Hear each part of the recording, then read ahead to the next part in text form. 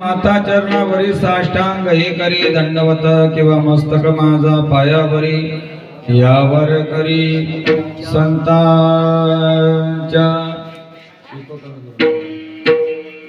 हरी धन्य ते संसारी दयावंत जे अंतरी येथे उपकारासाठी आली गरजा वैकुंठी।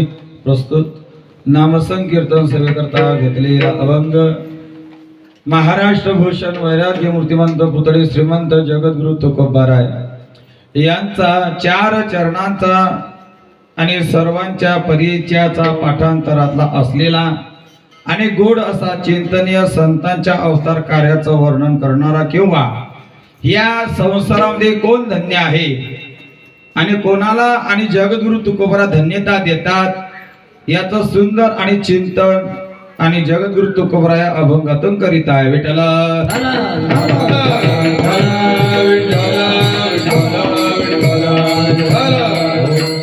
अभंगावरती चिंतन करण्यापूर्वी थोडासा पर्याय द्यायचा तो अशा प्रकारे आणि हे आमच्यावर प्रेम करणारे हे आमची सर्व मंडळी साऊंड सिस्टम ऑपरेटर करणारे आमचे दादा सर्व हे गायनाचार्य मंडळी सर्व मागे उभी असलेले सर्व टाळकरी मंडळ आणि हरिपाठ काकडा कीर्तन या करता जी साथ संगत लागत असते त्याकरता आपण आपल्या परंपरेतील आणि निष्ठावंत साधं व्यक्तिमत्व आणि साधं राहणं जसं तसं असे आमचे वारकरी मंडळी मार्गाला लावलं ज्यांनी मला आणि हरिभक्त कुळामध्ये जन्म दिला असे माझे जन्मदाते हरिभक्त परायण पद्माकर महाराज पाटील माझे वडील आज हजर आहे।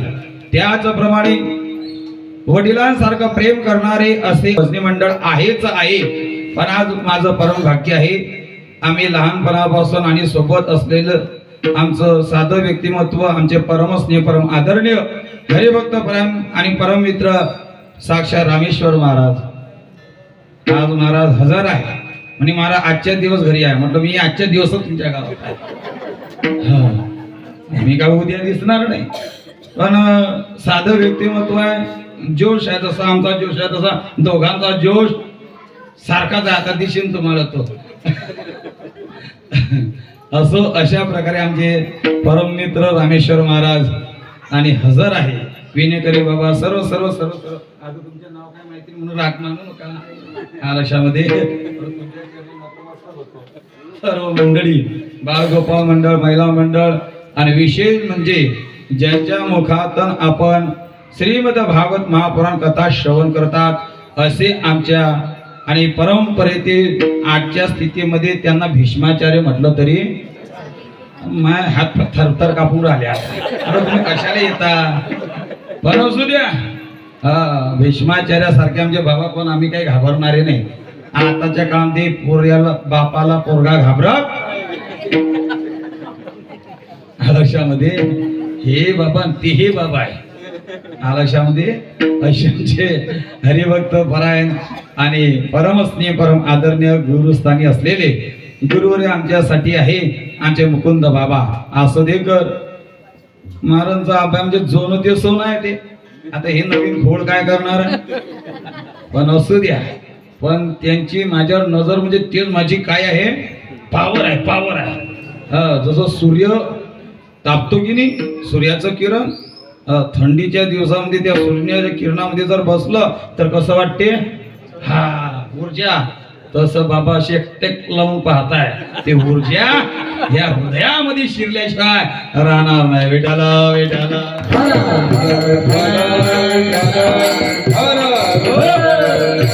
बाबा माझी वाट पाहत होते या आपला पिल्लू केव्हा येते म्हणजे कथा ऐकण्याकरता म्हटलं बाबा तेवढं आता माझं काही भाग्य नाही तेवढ्याकरता मी अभागी ठरलो कारण की पिंपळगावला व्यासपीठ होतं 8 दिवस ज्ञानेश्वरी पारणाचं आणि आज काला झाला मग आता फुल जेवण झालं थोडा झोपी गेलो तो डायरेक्ट 5 वाजता उठलो 5 वाजता उठलो बाबाचा फोन आला महाराज येतो म्हटलं आमचे बाबा महाराज परंपरेच्या नियमानुसार आपले दररोजचे कार्यक्रम आहे आलशामध्ये आपण सर्व परंपरेवर प्रेम करणारी मंडळी आहे.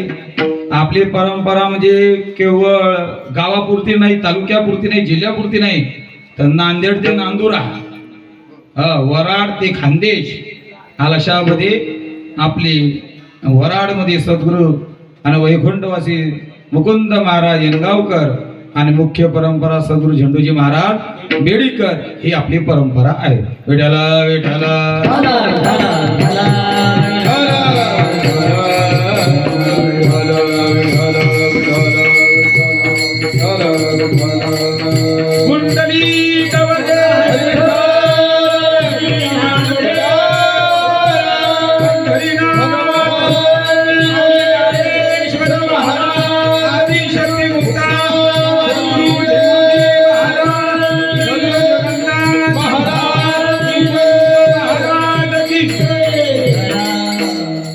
आता ऐका, सेवेकरता घेतलेला जो अभंग आहे जगद्गुरु तुकोबरायांचा आहे. आता प्रास्तावना मी जास्त लांबवत नाही, अभंगाच्या आणि चिंतनाकडे आपण ओढणार आहोत. पण ऐका, जे आपण श्रीमद भागवत ऐकत आहात याला थोडासा स्पर्श करतो. आता कीर्तन झाल्यानंतर म्हणावं नाही महाराज भागवताचं काहीच सांगलं नाही, आता त्याच्याकरता एवढे बाबा आमचे आहे, मी काय सांगणार आहे, पण थोडा स्पर्श करतो. स्वरूप महिमा, शक्ती महिमा, बस एवढं सांगतो पुढे चालतो. श्रीमद भागवत आणि आपण जे श्रवण करत आहात मानवाच्या आत्मकल्याणाकरता एवढंच नाही, गेलेल्या जीवाच्या मोक्ष प्राप्ती करता कलियुगामध्ये एकमेव साधन म्हणजे श्रीमद भागवत महापुराण कथा. आज आपली कानपाठ कथा झालेली आहे, तरी पण कान आपले आसुसलेले आहे. कशा करता? श्रीमद भागवत कथा ऐकल्या करता. कानाची तृप्तता कधीच होऊ शकत, एवढी गोड कथा आहे. फक्त तेवढी तयारी आपली पाहिजे, तयारी आपली तेवढी पाहिजे. कानाची तृप्तता होऊ शकत एवढी गोड आणि दिव्य ही कथा आहे. परीक्षित राजाच्या निमित्तानं आणि शुकदेव भगवंतानी श्रीमद भागवत महापुराण कथा सांगितली, पण एकाच्या कैवारी ओगवी बहुतांची. व्यास मुनींनी जेव्हा गणपती बापाकडून आणि ग्रंथ लिहून घेतला आणि त्याचा प्रसार प्रचार झाला, जगाच्या कल्याण संतांच्या विभूती देह कष्ट घेती. जगाच्या कल्याणाकरता, मानवाच्या आत्मकल्याणाकरता, गेलेल्या जीवाच्या मोक्ष प्राप्ती करता जेव्हा धुंदुकारी पिशाच योनीला गेला, त्याची मुक्तता पिंडदान केल्याने झाली नाही, तर श्रीमद भागवत कथा आयोजनाने श्रवणाने झाली. परीक्षित राजाला 7व्या दिवशी तक्षक नावाचा सर्प दंश करणार आणि त्याचा मृत्यू होणार हे भय त्याच्या अंतःकरणात होतं. पण जेव्हा श्रीमद भागवत कथा ऐकण्याला बसला, त्याच्या अंतःकरणातलं आणि मरणाचं जे भय आहे ते मुक्त झालं. म्हणजे कथा दुःख हरी, कथा मुक्त कथा याची बरी.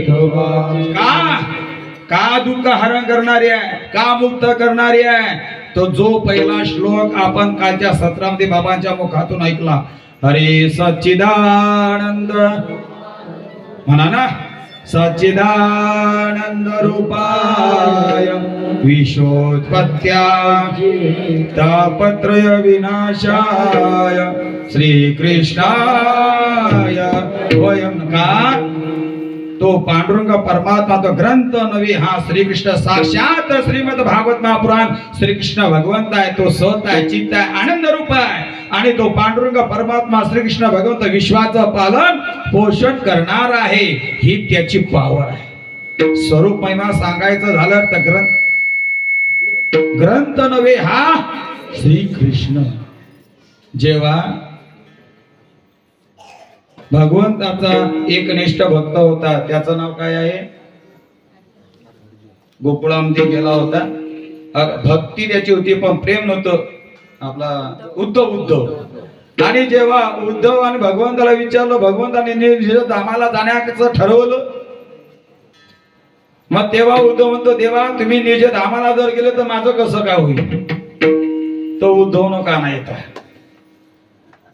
तो उद्धव म्हणता बरोबर तोच उद्धव येतो, तो काही कामाचं नाही आपल्या करता सध्या. मग आता उद्धवाने विचारलं, देवा तुम्ही जर निज धामाला जर गेले, आमच्या भक्ताचं कसं होईल. कारण की तो उद्धव एकनिष्ठ कोणाचा भक्त होता? कृष्ण भगवंताचा होता.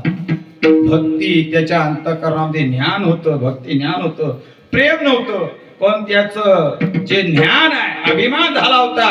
गर्वहरण करण्याच्या उद्देशाने भगवंताला त्याला कुठं पाठवलं होतं? पाकिस्तानात, हा, गोकुळात. आणि गोपिकेचं प्रेम पाहून त्याचं वर्णन करतात. आता तसं संतांचंही दोन प्रकारचा स्वरूप महिमा आणि शक्ती महिमा आहे.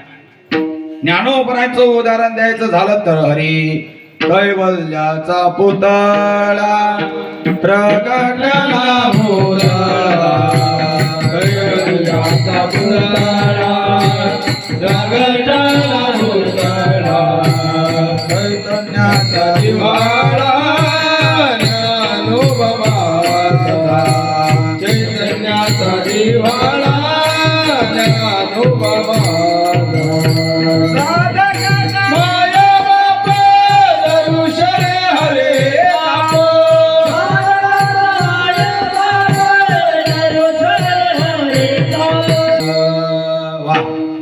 हरी कैवल्याचा पुतळा प्रगटला भूतळा, चैतन्याचा जिव्हाळा ज्ञानोबा माझा, साधकाचा माय बाप दरोशनी हरिता पाताय का. आता कैवल्याचा पुतळा प्रगटला भूतळा. आता कैवल्याचा पुतळा म्हणजे पुतळा जिवंत माणसाचा असतो की मेलेल्या? तुमच्या गावात नाहीच का पुतळा? मेलेल्या की जिवंत? मेलेल्या. आणि जिवंत माणसाचे कोण पुतळे उभे करता मग लोक? पोस्टर कोणाचे जिवंत माणसाचे लावता की मेलेल्या? बरं, देवाच्या वाढदिवसाचे जास्त लावता की पुढाऱ्याच्या? मग कल्याण पुढाऱ्यापासून आहे की देवापासून आहे, संतापासून आहे? मग कुठं गेलं आपलं डोकं? लक्षात घ्या, कैवल्याचा पुतळा. कैवल्य म्हणजे समजून घ्या, कैवल्य म्हणजे मोक्ष. ज्ञानोबर आहे, साक्षात मोक्ष स्वरूप आहे. संजीवन आणि समाधी सोहळा ज्ञानोबरायचा. ज्ञानोबराय गेलेले नाही, अजून हे जिवंत आहे. नामचिंतन त्यांचं चालू आहे. मोक्ष स्वरूप आहे. मला सांगा, मोक्ष मेल्यानंतर की जिवंत असल्यावर मिळते? जिवंतपणे मिळते की मेल्यावर? तुम्हाला मोक्ष पाहिजे? जिवंतपणे मोक्षाची प्राप्ती होते. पण ऐका कशी? तुका म्हणे कळस देखील, तुका म्हणे मोक्ष देखील कळस तात्काळ हा नाश अहंकाराचा. भगवंताचं दर्शन जर नाही झालं तरी कळसाचं जर दर्शन घेतलं तर तुका म्हणे मोक्ष देखील कळस. मग कळस तुम्ही मेल्यावर पाहता की जिवंतपणी पाहता? जिवंतपणी पाहता ना. मग मोक्ष केव्हा आहे? जिवंतपणी. मग मेल्यावर काय आहे? मेल्यावर काहीच नाही काय.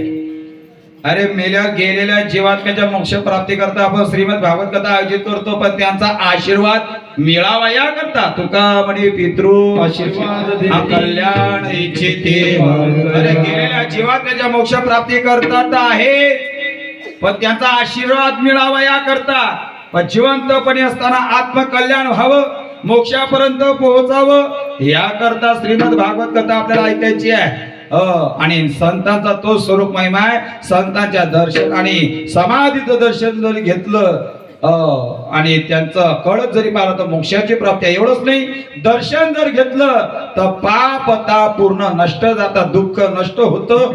हा संतांचा स्वरूप महिमा आणि शक्ती महिमा. विठ्ठल विठ्ठल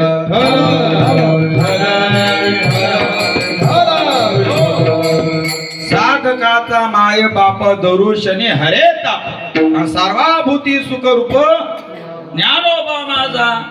हा काय शक्ती महिमा आहे. आता ऐका, मग आता जगद्गुरु तुकोबरा संतांचं वर्णन करतात. या संसारामध्ये खरा कोण धन्य आहे? आपण कोणाला धन्य समजतो? ज्याची समाजामध्ये मान सन्मान प्रतिष्ठा इज्जत, ज्याचं वैभव आहे, ज्याच्या जो श्रीमंती आहे, त्याला आपण काय समजतो? धन्य समजतो. पण तुकोबरांच्या नजरेतून तो वर्ग धन्यतेचा नाही. आता आहे का? एक वर्ग असा आहे तो फक्त संसार करतो. दिवसा संसार, दुपारी संसार, रात्री संसार, उठतानाही संसार. पण त्याला देव माहित नाही, त्याला धर्म माहित नाही, त्याला संत माहित नाही, त्याला आई वडिलांची सेवा माहित नाही, त्याला काहीच माहित नाही. त्याला फक्त वाढावे संतान अमृही भावे. त्याच्यात आणि डोक्यात फक्त संसाराचा विचार असतो. जसं ऐका म्हणजे तो त्या संसाराला कसा चिकटलेला आहे.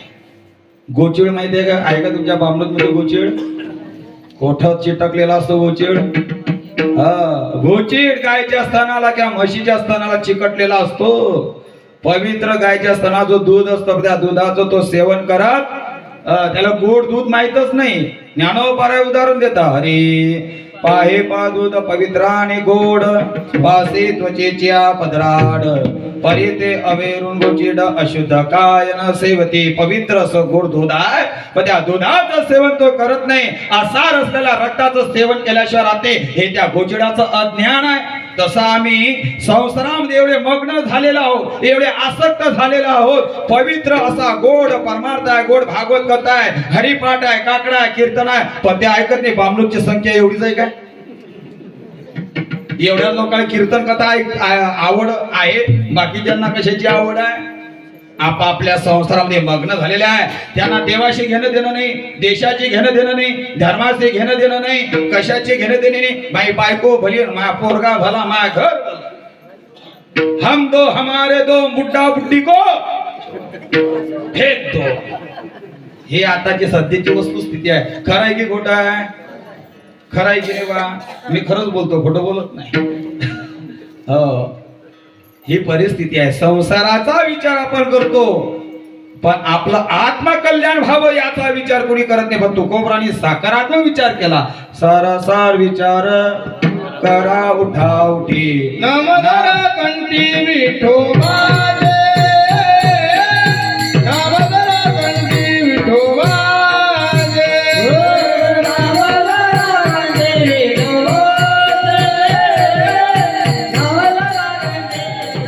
सारासार विचार करा उठा उठी. नाम धरा कंठी विठोबाचे. सकारात्मक विचार आमच्या जगद्गुरु आणि तुकोबारांनी केला. देवानं नरदे आम्हाला प्राप्त करून दिलेला, जेने हा जीव दिला दान.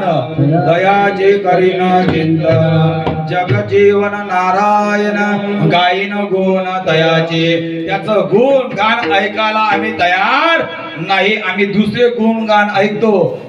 बाबा कथा सांगणार आहे रुक्मिणी स्वयंवराची. रुक्मिणी मातेनं जेव्हा आपला पतीस आणि वरलं, काय म्हणून वरलं?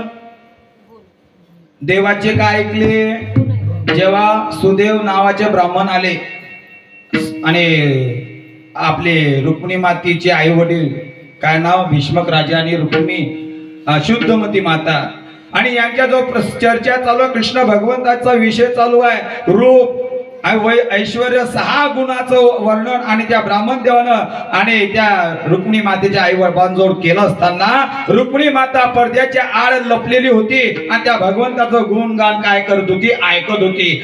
ऐकत असतानाच देवाचं रूप, ते गुणगान आणि रूप नाही गुणगानच तिच्या हृदयामध्ये शिरले आणि तिने निश्चय केला, पती असावा तर असा.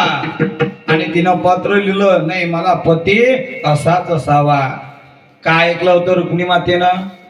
गुण गान, भगवंताची चरित्र कथा, भगवंताचं वैभव आलं शांती. पण देवाचं रूप काही पाहिलं नाही. पण रुक्मिणी मातेचा विवाह तिच्या भावनं कोणाशी पक्का केला होता? शिशुपालाशी.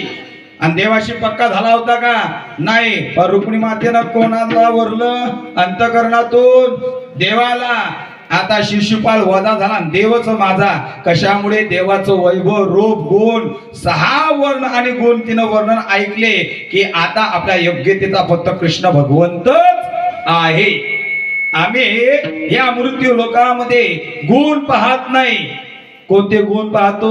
ब्राह्मणाजवळचे गुण पाहतो, पण मुलाचे गुण पाहत नाही, त्याचे अवगुण पाहत नाही, त्याचं रूप पाहतो आणि आपल्या मुलीचा विवाह त्याच्याशी पक्का करतो. म्हणून कधी कधी फसतात रूप पाहून.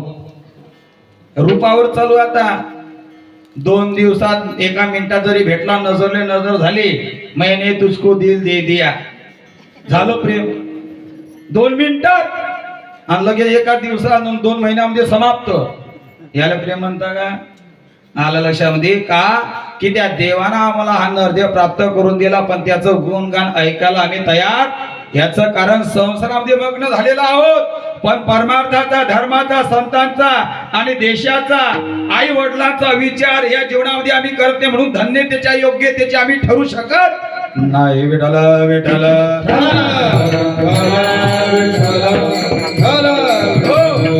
दुसरा वर्ग आहे संसारामध्ये परमार्थ आणि परमार्था संसार करणारा परमार्थामध्ये संसार करणारा हा एक व दुसरा वर्ग आहे आळंदीला जातो मुक्ताबाईला जातो पंढरपूरला जातो त्र्यंबकला जातो पैठणला जातो अयोध्येला जातो कुंभमेळ्याला जातो काशीला जातो प्रयाग सगळी ठिकाणी जातो आणि अपेक्षा करतो कशाची मुलगा झाला पाहिजे लग्न झालं पाहिजे आता देवाचं भक्ती केल्याने लग्न होते काय साधू संतांच्या आशीर्वादाने लग्न होते काय रामेश्वर मला एका गावी जाण्याचा योग आला असं आता आपण चहा घेण्याकरता गेलो म्हणे महाराज दूध घेण्याकरता या म्हटलं चला मग गेलो मग त्यानं सर्व घरातील परिवाराचा परिचय करून दिला हे माझी आई वडील हे मुलं सर्वांनी दर्शन घेतलं आणि त्याचा मुलगा होता मुलाला सांगितलं म्हणे बेट्या महाराजांचं दर्शन घे बरं ठीक आहे आला म्हणे महाराज आता इंजिनियर झाला चांगल्या प्रकारे नोकरीला लागला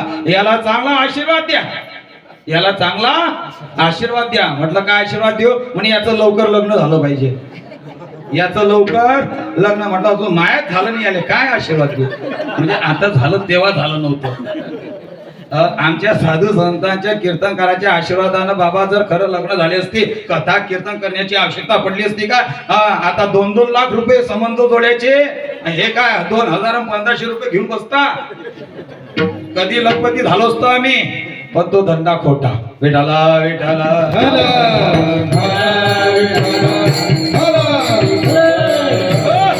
साधू संतांच्या आशीर्वादानं देवाच्या कृपेने तुमच्या प्रारब्धात तुमच्या आणि असेल तेव्हा तुमचं विवाह आणि कार्य होत असते पण आम्ही अपेक्षा काय करतो परमार्थ करतो देवदेव करतो पण अपेक्षा फलाची करतो एक म्हणे मला मुलगाच पाहिजे मग आता लग्न झाल्यानंतर वाट किती वर्ष बघील तो मुलगा होण्याची 2 वर्ष 5 वर्ष 10 वर्ष 15 वर्ष 20 वर्ष झाला पण त्याला मुलगा झाला पण भाग्यानं साथ दिली 20 वर्षानंतर त्याला मुलगा झाला होत नव्हता दुःख झाला आनंद पण भाग्यानं काही साथ दिली लगेच 2 महिन्यानं गेला दुःख झालं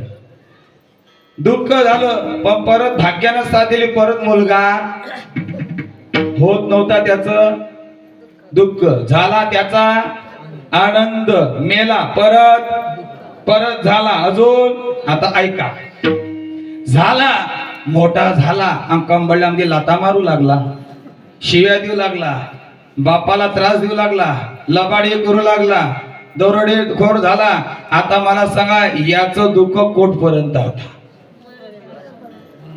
कोटपर्यंत मग अशा पोरायले काय करता पाठवून द्या हम भाऊ तुम आगे बढ़ो हम तुम्हारे अरे जर आई वडिलांना त्रास देणारा जर निघला संतांची निंदा करणारा जर धुंदुकारी सारखा पिशाची ओढीमध्ये जाणारा जर निघाला तर त्याचं काय करता आयुष्यभर दुःख आहे पण हरिभक्त भक्त प्रल्हादासारखा ध्रुवबाळासारखा जर जन्माला जर आला तर तुमचा या तिन्ही लोकांमध्ये त्यानं छेंडा मिरवल्याशिवाय राहणार नाही विठाला विठाला मुलाची अपेक्षा जर करत असाल तर आमच्या हिंदवी स्वराज्याचे संस्थापक छत्रपती शिवाजी महाराज यांच्यासारखा मुलगा असावा छत्रपती संभाजी महाराज यांच्यासारखा आणि देशभक्त असावा हिंदू हृदय सम्राट छत्रपती शिवाजी महाराज सारखा मुलगा असावा ज्ञानोबर आहे तुकोबर आहे नामदेव महाराज जगद्गुरु तुकोबर आई साहेब मुक्ताबाई संत मीराबाई यासारखे हरिभक्त असावे तुमच्या कुळाचा ने तुका म्हणे कोटी भावे गाता गीत उद्धार झाल्याशिवाय राहणार नाही पण आज मुलंच बापाचं ऐकायला तयार नाही मुलगी मायचं ऐकायला तयार नाही अरे माय बापा सारखं तर प्रेम तर या जगामध्ये मुलावर कोणी करत नाही पण 2 दिवसांमध्ये नुसता चेहरा पाहून आयुष्यभर ज्या बापानं हाडाचे काढा रक्ताचं पाणी घामाचा चिखल केला आणि त्या बापाला म्हणते मी ओळखत नाही, त्या बापापासून मला धोका आहे. आताच्या मुली पोरं असे म्हणतात कुठं गेली तुमची संस्कृती, कुठं गेला धर्म, कशा करता करावं लागता कथा, कशा करावं लागते कीर्तन. आणि या कीर्तनातून खरं समाज प्रबोधन होत असतं. कारण तर बुडते हे जन न देखे, येतो हिताचा कळवळा. कळवळा संतांना समाजाचं अधपतन होऊ नये. पण ज्यांनी कीर्तन ऐकावं ते कीर्तनाला नाही हात टिकटावाले सगळे. सरकारने बरोबर त्याची सवलत दिली. आलशामध्ये 75 पासून फुकट लाडक्या बहिणी केल्या, फक्त स्वार्था करता ते कट करणं लावल्या. आलशामध्ये सांगा तुमची धर्मनिष्ठता कुठं गेली? धर्म वाढवण्याकरता तुम्ही धर्माकरता प्रचार करतात, मंदिरामध्ये जातात, संतांची पूजा करतात, पण अपेक्षा स्वतःच्या स्वार्थाची करतात. आहे धन्य तो वर्ग? या जगामध्ये तो धन्यतेच्या योग्यतेचा ठरू शकत नाही. देव देव करतो, धर्म धर्म करतो, संत संत करतो, साधू साधू महाराज महाराज करतो, पण अपेक्षा स्वतःच्या स्वार्थाची करतो, फलाची करतो. या संसारामध्ये फलही नाही फुलही नाही. या फळना चुंबिता फल फुलना तुरुंबिता, जे काही पंडसुतार पूज्या. पण या विषय भोगामध्ये आपण एवढे रममान झालो आहे की शेवटपर्यंत दुःख आहे ते विषयाचे सुख आणि ते केवळ परम दुःख. अंपरी काय की जे मूर्ख सेवितना सरे महाराज संत अट्टास आणि कळवळ्यानं बोलतात की तुमचं अधपतन होऊ नये. आम्ही संसारामध्ये परमार्थामध्ये संसार करतो, अपेक्षा मुलाबाळांची करतो, पण दुःख आहे दुःख आहे. विठ्ठला विठ्ठला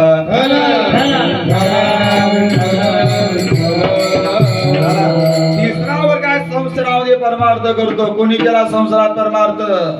असोने संसारी जीवे वेव करी वेदशास्त्र भारी.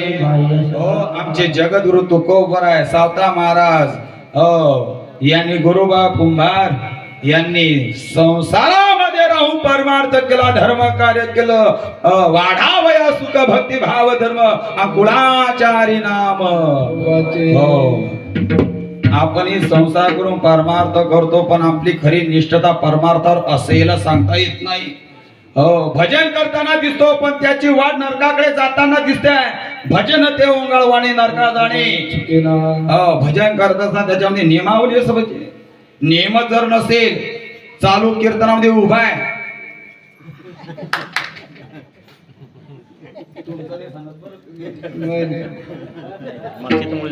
माता हे लक्षण कशाचे? खराय की खोट आहे? डॉक्टरांकडे तुमचा आजार बरा करण्याकरता जर तुम्ही गेले आणि डॉक्टरांनी सांगितलं तुम्हाला डायबिटीज आहे, गोड सपशेल बांध, पण याच्याकडनं काही सुटत, चालू दे दणका चालू दे दणका, आता हात जाईल की राहील. पथ्य जर पाडली नाही तर याचा आजार बरा होईल का? तसं परमार्थ करत असताना नियम पाळले पाहिजे, पथ्य पाळले पाहिजे. जेणे विठ्ठल मात्रा आणि जेणे पथ्य जर नाही सांभाळली तर तुम्ही धन्यतेच्या लायकीचे ठरू शकत नाही. विठ्ठला विठ्ठला